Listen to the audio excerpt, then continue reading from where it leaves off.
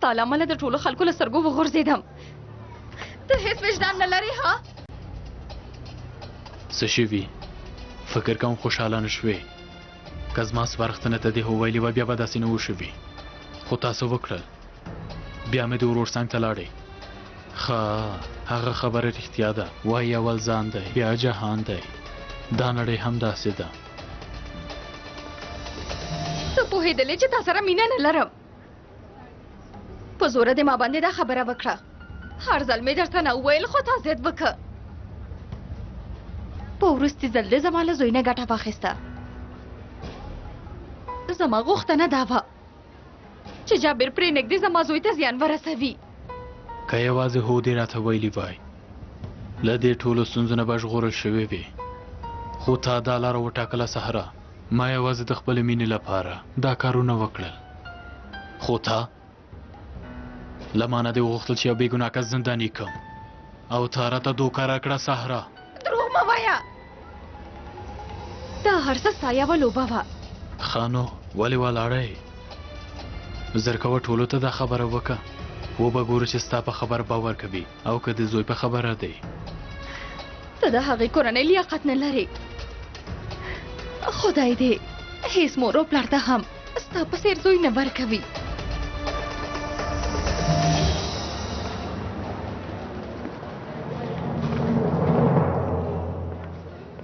مراده پلاره، افسوس دی وي، هر څه مې واورېدل. د دې پر ځای چې پښیمانه شې او بخښنه وغواړې خپله ګناه دې لا نوره هم لویه کړه. ما چې هر څه صحرا سره کړي هغه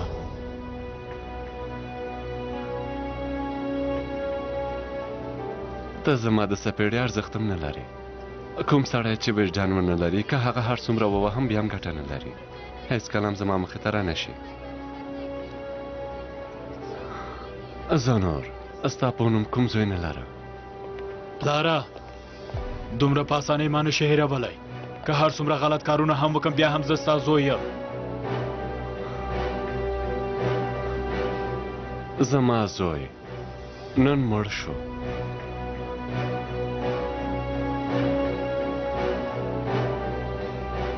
نور نه غواړم تا په هغه سیمه کې ووینم.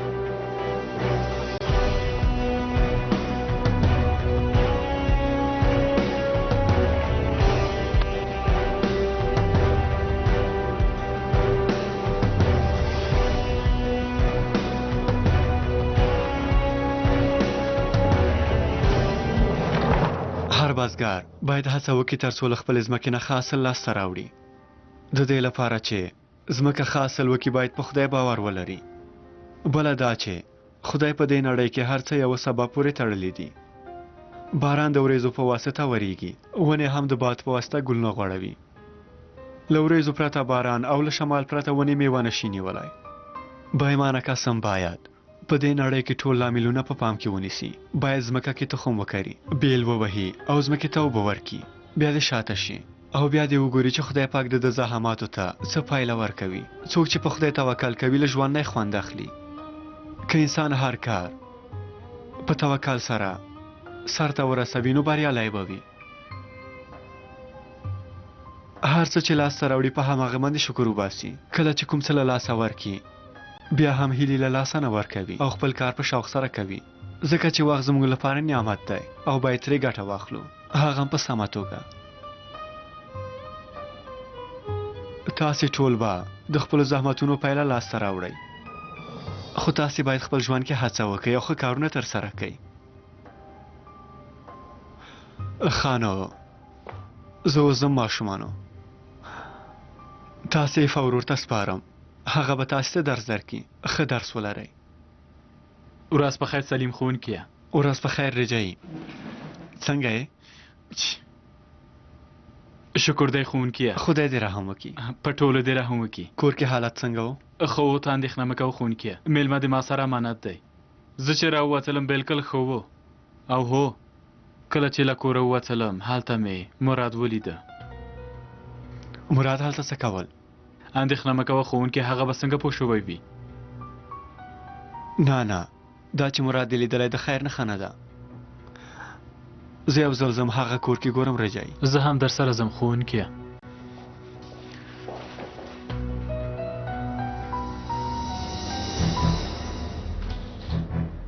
حسینه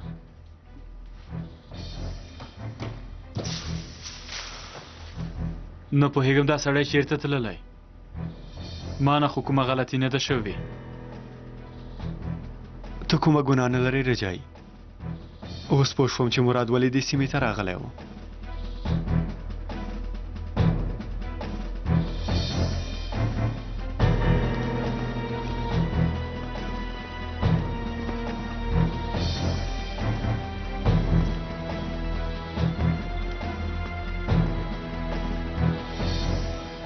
پلار مې موږ ته امانت وسپارلو. د هغه د سترګو په وړاندې د موږ ته دروغ وویل.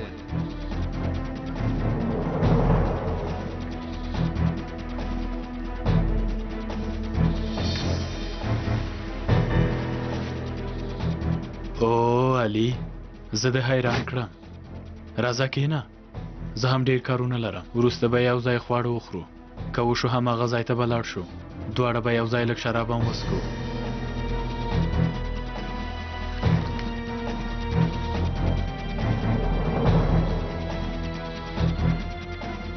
کوم کارونه چې تا زما له مور سره کړي د هغه سزا باید ووینې.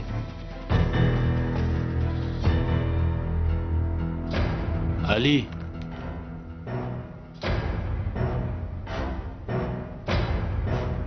علي آرامه اوسه. یو ځل زما خبره واوره. ستا ټول دروغ ماته ښکاره شول. نور ولې ستا خبره واورم؟ علي هیله کوم.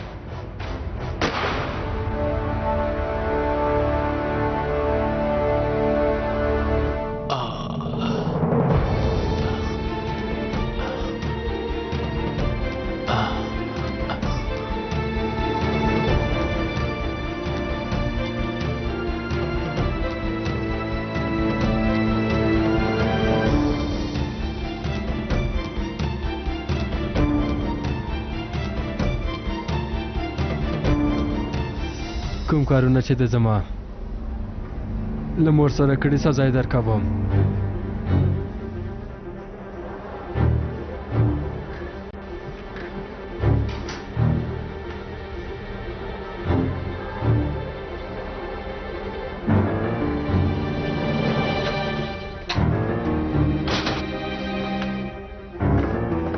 خبرې دې وکړې؟ هو ومې کړې. مراد شکران ورته ویلي چې مال هغه غوښتي چې جابر په زندان کې وساتي او هغه هم له ما سره د بینې له امله زما خبره منلې. عثمان کاکا فکر کوي د مراد خبره رښتیا ده. ته وینې چې هغه د خلکو په وړاندې څه حالت ته رسولی یم. زه نه پوهېږم عثمان کاکا ته څه ووایم. هغه هم په مراد باور کړی او په ما یې شک کړی. د خپل ځان د ژغورلو لپاره یې خپله ټوله ګناه پته اچولې. افسوس دې وي.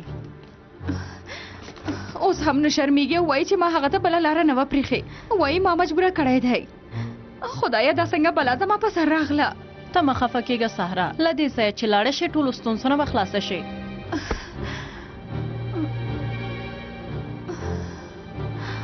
اوس بله چاره نه لرم. باید د جابر هغه کور ته لاړه شم.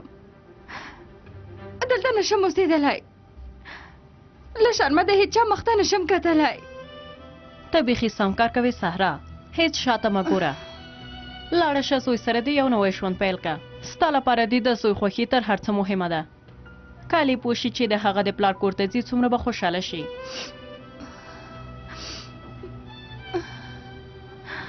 دا هر څه د علي لپاره کوم. بسنه کوي چې علي له ما سره واوسي بیا زه په ژوند کې هر څه زغملی شم. هر چېرته ژوند کولی شم. بسنه کوي چې زوی مې له ما سره وي. ښه نو څه ته په تمه یې؟ علي ته خبر ورکړه چې دغه د پلار کور ته ځي.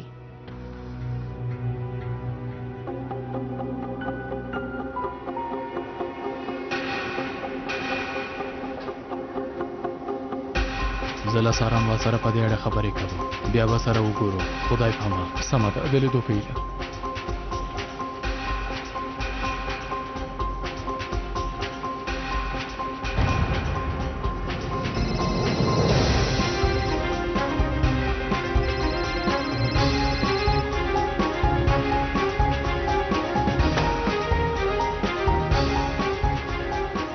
زویه چېرته یې؟ د باندې مورې څه شوي؟ زویا کله چې ته نه وې نو ما ځان سره یوه پرېکړه وکړه. هغه دا چې زویا موږ باید د پلار کور ته دې لاړ شو. اوس هم خپل توکي راټولوم. نور نو اړتیا نشته زما لپاره کوم کار وکړې مورې. زه په هر څه پوه شوم. دا چې مراد کاکا تا ته ګواښ کړی او تا هم زما لپاره دغه ګواښ ته غاړه ایښې. چا چې تا ته داسې ګواښ کړی هغه ته خامخا سزا ورکوم. ته څه وایې علي؟ ګوره پام کوه کوم بدکار به نه کې. زر کور ته راشه، زر کوه. د دې لپاره چې ته مې خفه کړې وې ما وبخښه مورې. علي کوم بدکار به نه کې. هیله کوم زویا.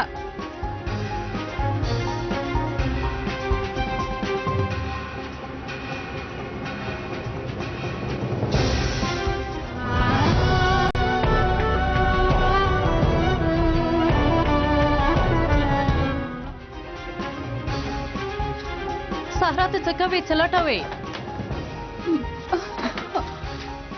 د جابر وسله نشته. علي اخیستې حاجرې. څه؟ سهرا علي له وسلې سره څه کار لري؟ موبایل ته ځواب نه ورکوي. خدایا هیله کوم هغه مه پرېږده کوم بد کار وکړي. سهرا چېرته ځې؟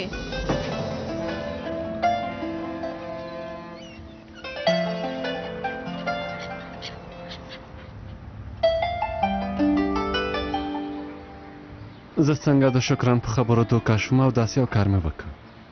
ما فکر کو چې د خلکو په خبرو زه کوم کار نه کوم. لږ پاتې و چې ورباندې تور ولګوم. سهرا لور مې ډېره وشرموله.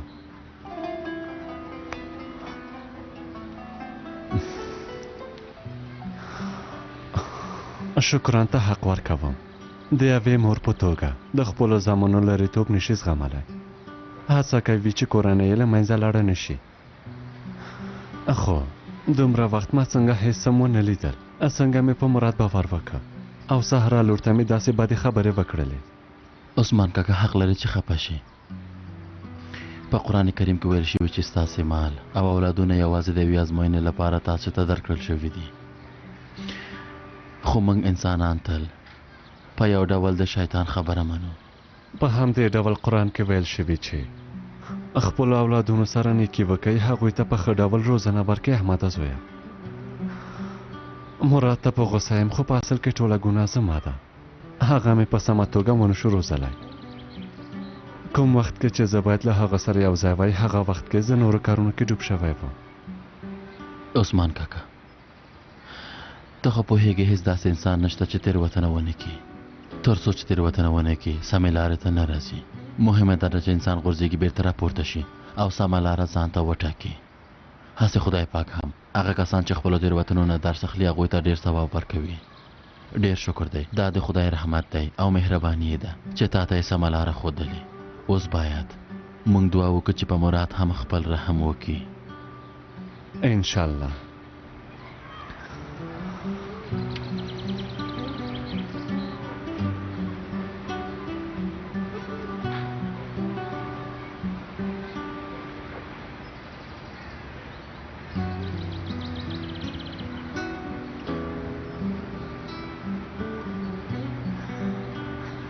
د محکمې ورځې رانږدې کیږي. که حسین پیدا نه کړو جابر به په سزا محکوم شي. حسین ته زنګ وهم خو ځواب نه راکوي. خدای پوهېږي چې مراد هغه چیرته بیولی. دا چې لاس تر زنې ناست یم او هېڅ کار نشم کولی دا هر څه ما ډېر خفه کوي. کیدای شي خپله پرېکړه بدله کړي او د محکمې تر ورځې پورې بیرته عقل سرته راشي. داسې هم کېدای شي خو دلته د یو بې ګناه انسان د زنداني کېدو مسله ده. موږ نشو کولی چانس ته په تمه شو. که پوه شي چې د هر څه زما له امله شوي بیا اوف هغه وخت به زه څه وکړم. په هر حال زه به لاړ شم. داسې چې ارامه کښېنم نور هم خراب احساس کوم. کېدای شي د حسین په اړه یو څه پیدا کړم. په اصل کې یو څه باندې هېڅ پوه نه شوم. مراد څنګه د حسین ځای پیدا کړ؟ د رجایي اړیکه له تا سره ښه ده. له همدې نه به پوه شوی وي. زه فکر نه کوم چې داسې کوم څه وي. خو په هر حال دا خبره به ډېر زر ښکاره شي. په اجازه مو زه ځم. خپله پوهیږي که خبر دې ترلاسه که ما ته هم خبره که سمه ده. البته خبر درکوم د لیدو په هیله.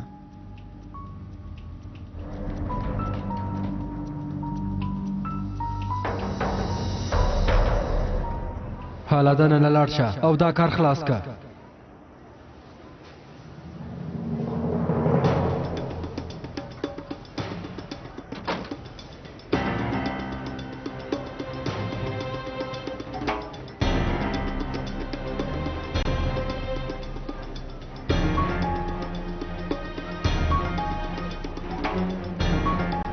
څه ته پته مې ویې وله ستا له مور سره چې کوم کار وکړو دغه سزا نه ورکوې. د پلار په څېر د زړور اوسه نرشه. د مور عزت دې په ځمکه مو غورځوه.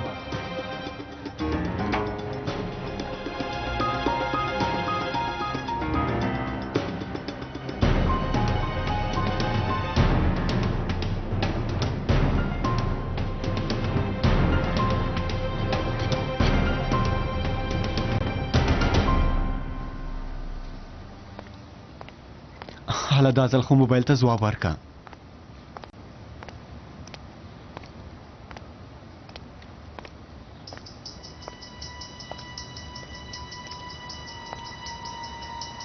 حسینه نور ما ته زنګ مه وهه. صبر وکړه، موبایل مه بندوه. یو ځل زما خبره واوره. هر څه چې وایې ووایه خو زر کوه. پوهېږم دا داسې یوه موضوع ده چې ستا په ټول ژوند به اغېزه وکړي. د دې ځای نه یې خپله کورنۍ دې په سوریه کې جنګ کې پرېښې او راغلی.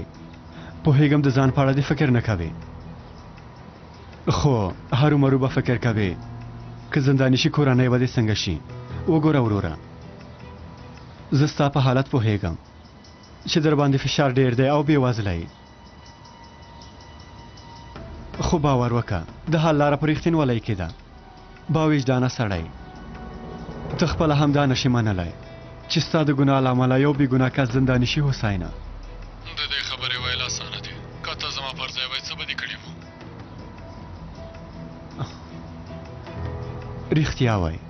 رښتیا وای ډېر سخت حالت کې. وګوره د رجایي کور شاته یو کوچنی منار دی، هلته راشه چې مخامخ دواړه خبرې وکړو. وګوره حسینه، که ته اوس دا کار ونه کړې ټول عمر به د وجدان له عذاب نه خلاص نه شي. نن وي که سبا وي خامخا به ونیول شي. اوس خو لا وخت شته، راشه چې د حل لاره پیدا کړو. سمه ده، خو په ما باندې فشار رانه وړئ. په ما باور کولی شي. وګوره ته چې هره پرېکړه وکړې هماغسې به وشي. هسې هم زه د کوم بل کار توان نه لرم. زه همدا اوس درځم. سمه ده حسینه، زه هم همالته په تمه یم. د خدای په امان.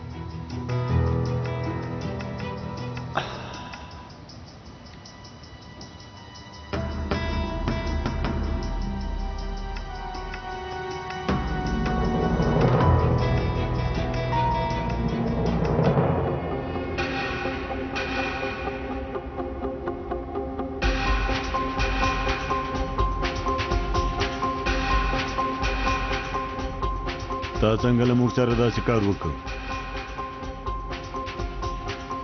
دا ته څه وایې کاکا؟ کوم کار ښایې؟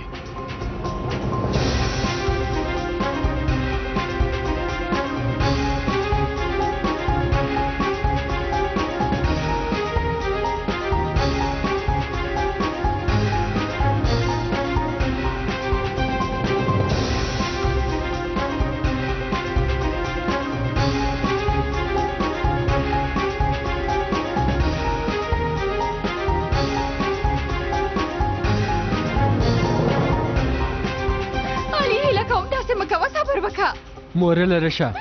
نه لرې کېږم. ومې ویل لرې شه.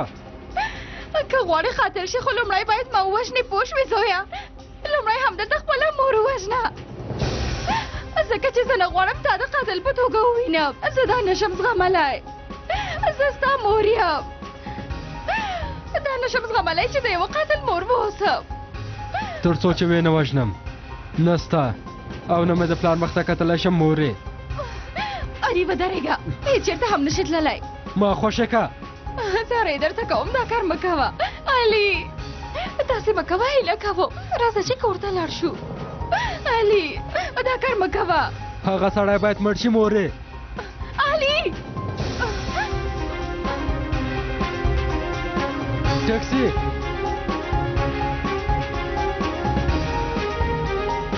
زر کوه چیرته لاړ شو؟ زر کوه حرکت وکړه ودرېږه زویه هیله کوم ودرېږه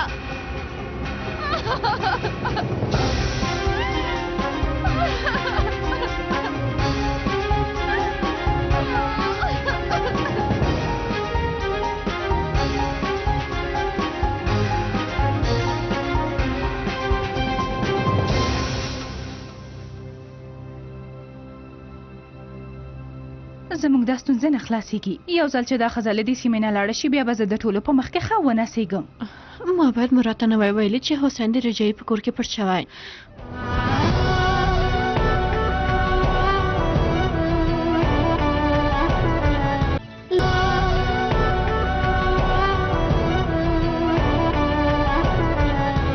که سلیم پوشي بیا به هیڅکله هم ما ونه بخي که مراد سلیم ته ووایي چې ته روغه بیا به هغه وخت سلیم ته هیڅکله مو نه بخي نن وی که سباوي دا خبره ورته وایي له دې خبرې نشم تښتېدلی ولې نه پوهېږې اصلي اوس د دې وخت نه دی چې ته د دې خبرو په اړه فکر وکړې اوس دا کار شوی اوس باید په دې اړه فکر وکړو چې څنګه له دې کنده نه ځان راوباسو سمه ده دې کندې نه هېڅکله نشو راوتلی پوه شوې نشو راوتلی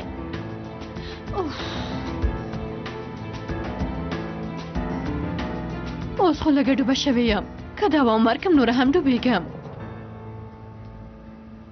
ما دا هر څه د دې لپاره وکړل چې سلیم له لاسه ورنه کړم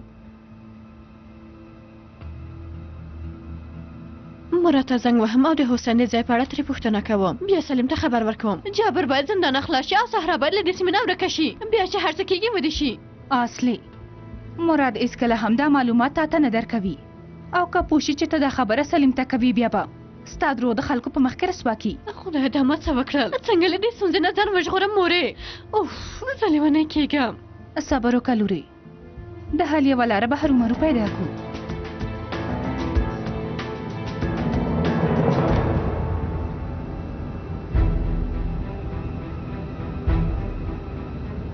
اغلی ته راته ویلی شي چې چیرته ځو چې زه هم هلته لاړ شم نه پوهېږم دې خوا ته لاړ شئ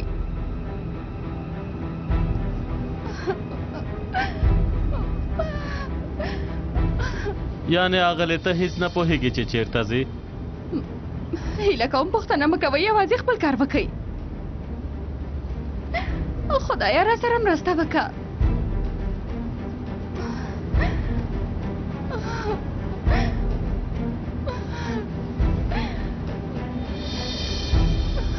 بله سلیم ښوونکی ته چیرته یې صحرا مېرمنې څه شوي ښایې علي په هر څه پوه شوی ښوونکیه د جابر وسله یې اخیستې او د مراد شی نیولې څه اوس چیرته دی نه پوهېږم دفتر نه دواړه راووتل بیا یې ما مخه به نه شوه نیولی هیله کوم مرسته وکړه سلیم ښوونکیه زوی مې وژغوره که نه نو قاتل به شي ښه سمه ده صحرا مېرمنې ته ارامه اوسه زه اوس علي ته زنګ وهم وروسته بیا مراد ته هم زنګ وهم خو ته هېڅ په دې اړه اندېښنه مه کوه هیله کوم مرسته وکړه زوی مې وژغوره هیله کوم یو کار وکړه هغه وژغوره زاره یې درته کوم سلیم ښوونکی بیړه وکړه هیله کوم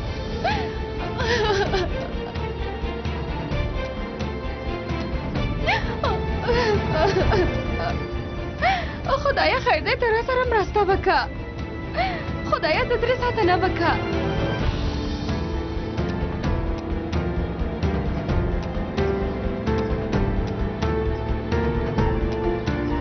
علي ته چیرته یې علي کوم لیونتوب ونه کې موبایل ته یې ځواب ورکړه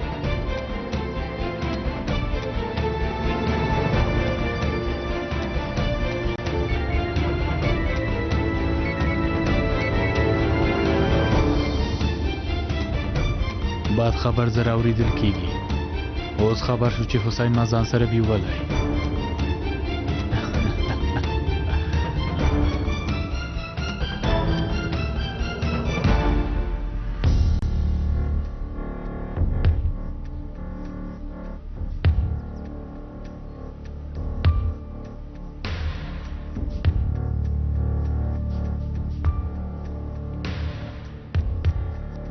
تا چیرته یې حسین یو مهم کار راته پیدا شو ته لږ نور هم په تمه شه په ما ملنډې وهي زه ځم.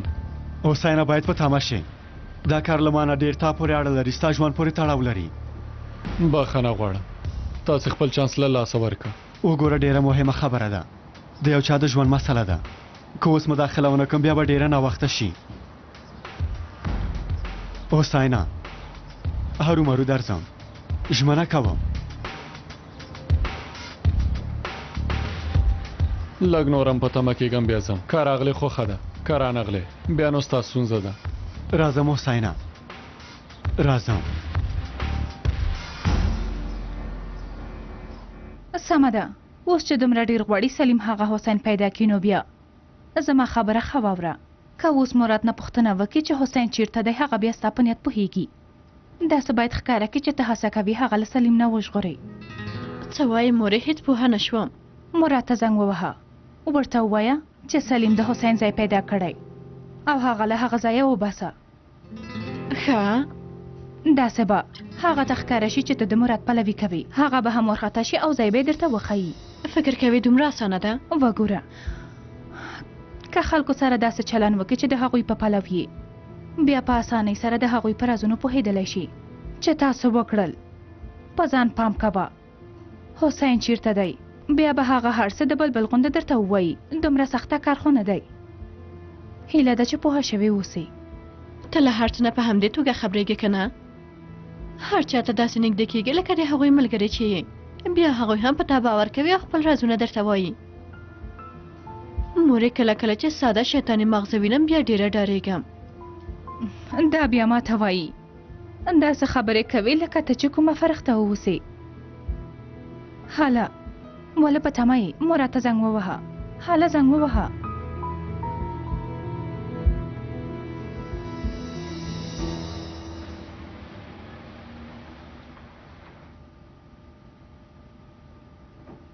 مهرباني وکئ. ډیره مننه نیسان. او دا قهوه خو ډیر ښه بوی لري. دارو شه. ما ته دې هم تیاره کړې؟ اوهو البته چې تا ته مې هم تیاره کړې. بیخي ستا په خوښه ده، نه ډېره خوږه نه ترخه، د دواړو ترمنځ ده. مننه کوم. ته قهوه نه څښې نیسان؟ په دې وختو کې هېڅ قهوه نشم څښلی. فکر کوم زموږ د ماشوم قهوه نه خوښیږي. الیف ووایه نن څه کوې؟ که غواړې یو ځای به بازار ته لاړ شو. تا ته به د ژمي لپاره ګرمې جامې هم واخلم. یو چپنه مې لیدلې، تا سره به ډېره ښه ښکاره شي. اړتیا نشته، داسې خو نه کېږي ټولې جامې دې نری دي، ساړه به دې وشي. زه نه غواړم بې ځایه مصرف وکړو. څه ته چې اړتیا وي هغه ته مصرف نه ویل کېږي. څه ته چې اړتیا وي وایخله. ما د ورېندار ته پیسې ورکړي دي.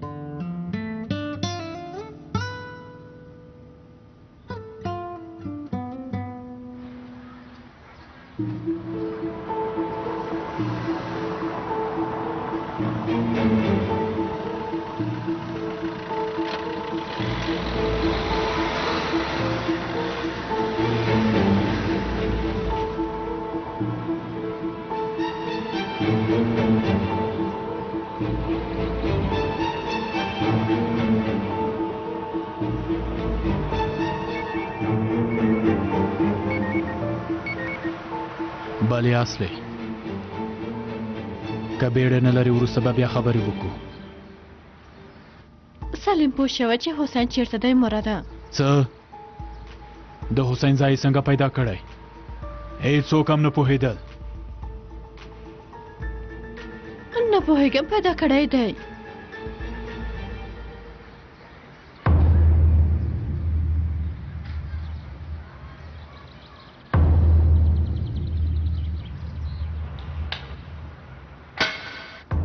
تا هغه کس چیرته پټ کړی و؟ ښکاري چې کوم خوندي ځای کې دې نه و پټ کړی. په چنار هوټل کې و، خدای دې ووهي. هغه ځای څنګه پیدا که؟ پوه شوی دی، نه پوهېږم. وګوره زما دا ښېګڼه هېره نه کړې. لاړ شه او هغه کس یو خوندي ځای کې پټ که. سلیم ته څه ونه وایه چې په ما شک ونه کړي. ډېره مننه، خدای دې ووهي. آفرین، پوه شو چې هغه کس چیرته پټ کړی دی؟ هو، له ما نه یې مننه هم وکړه. ښه، له ما نه به داسې ډېر کارونه زده کړي.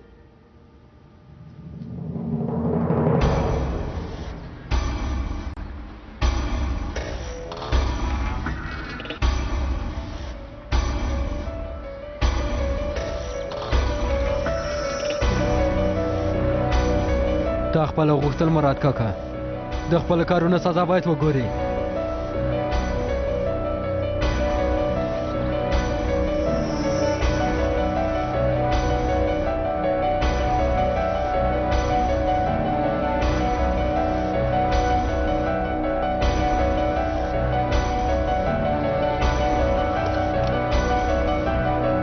چیرته یې حسین موبایل ته د ځواب ورکړه.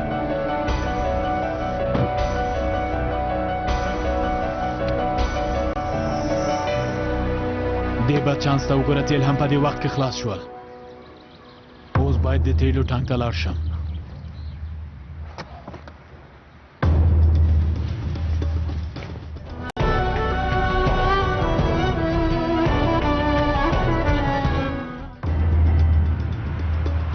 ټیکسي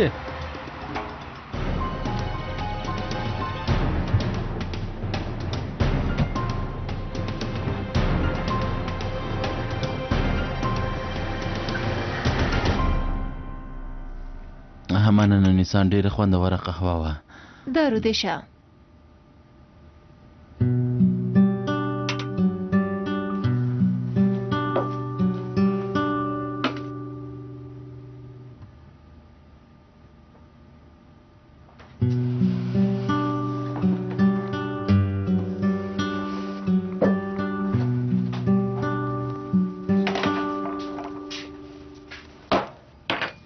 ګورم چې ته هم له ما سره لوبه پیل کړې، خو هیڅ نه پوهېږې چې چا سره ځان وهې. په پای کې به ته په خپله زیان ووینې.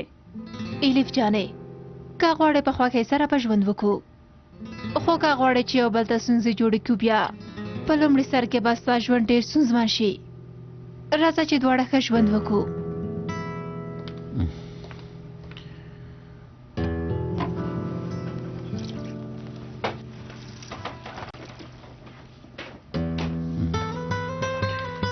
نیسان خیرت دی، کومه ستونزه ده؟ نه، هر څه سم دي، ته اندېښنه مه کوه.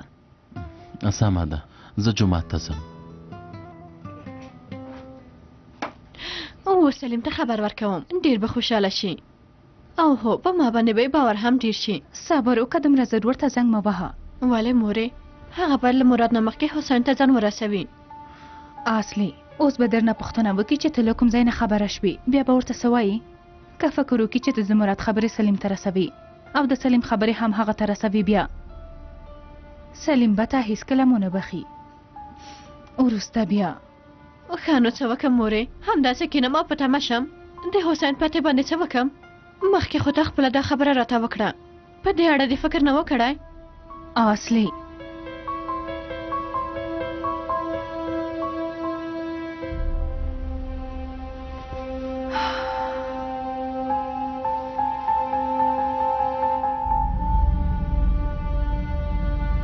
حالا نو ملګریا زر شه.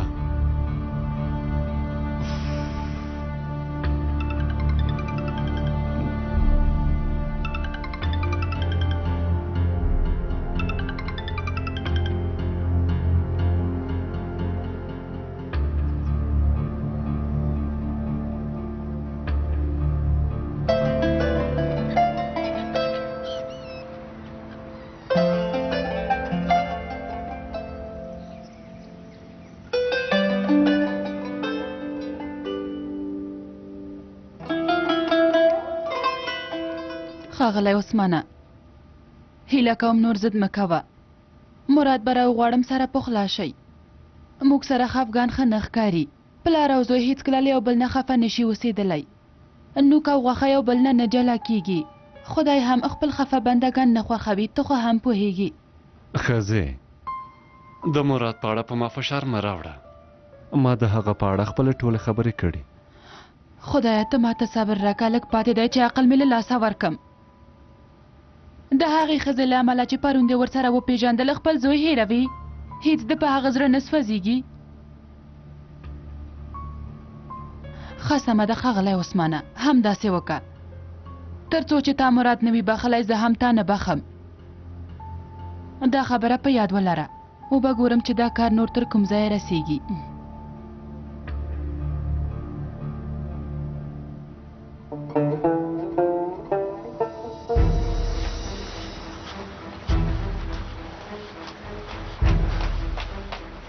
ایفا علي دې لیدلی ستاسو کور ته خو به نه وي راغلی نصارا ترورې نه ده راغلی او زنګ هم نه دی وهلی څه شوي ایفا هیله کوم ملګرو ته دې خبر ورکړه هر چا چې علي ولیده بیا ماته دې خبر راکړي سمه ده سمه ده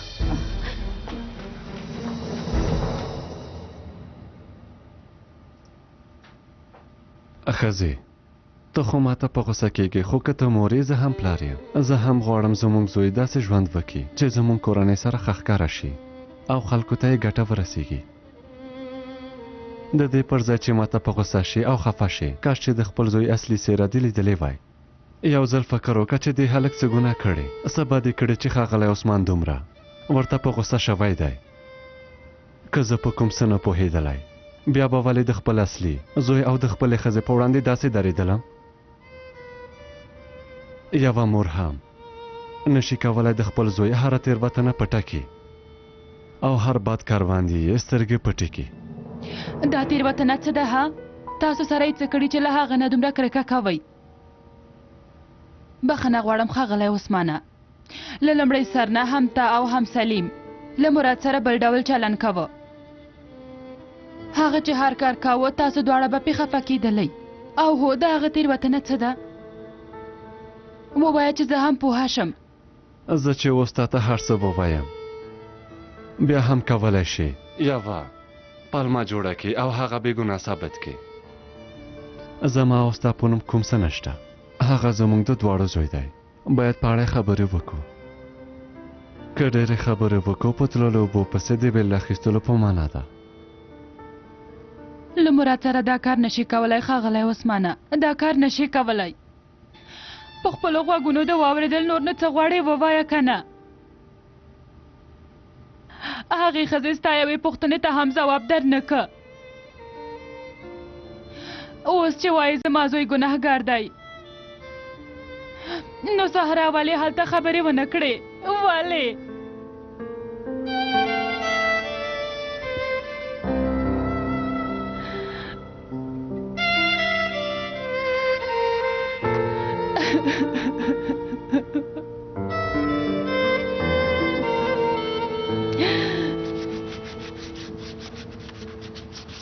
زویا موږ ته یو ګیلاس چای راوړه وروره کارونه خو ښه دي خو زه نور په یوازې ځان کار نشم کولی ځینې وخت زه مجبورېږم چې د شپې هم پاتې شم څو ځله مې درته ووایه باکر څپه درد خوري کله چې ستا کار خلاص شو باکر هماغه وخت راولېږه زموږ مشرانو ویلې که په ماشومتوب کې په کار کوله مخته کوي بیا چې لوی شي ښه کار کوي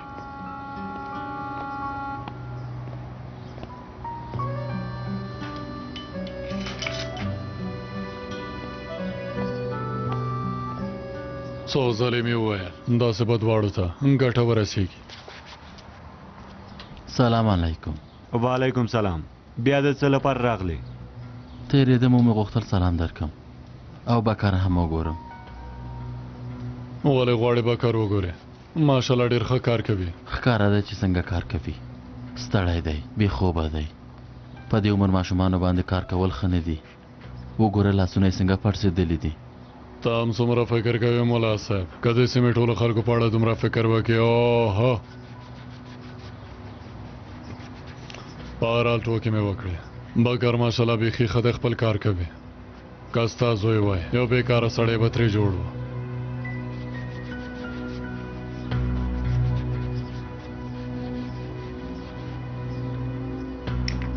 زه مو په اجازه ځم کار لرم تاسو ته ښه ورځ غواړم ښه ورځ استاده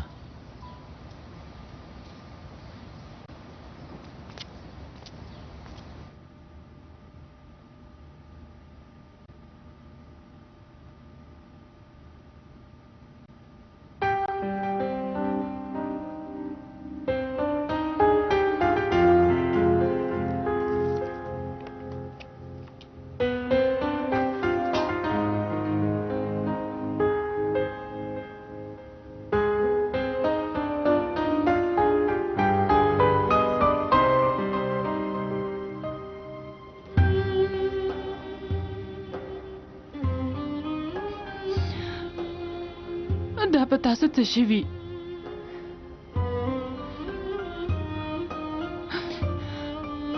کاشکې هیڅ نه وای لوی شوي.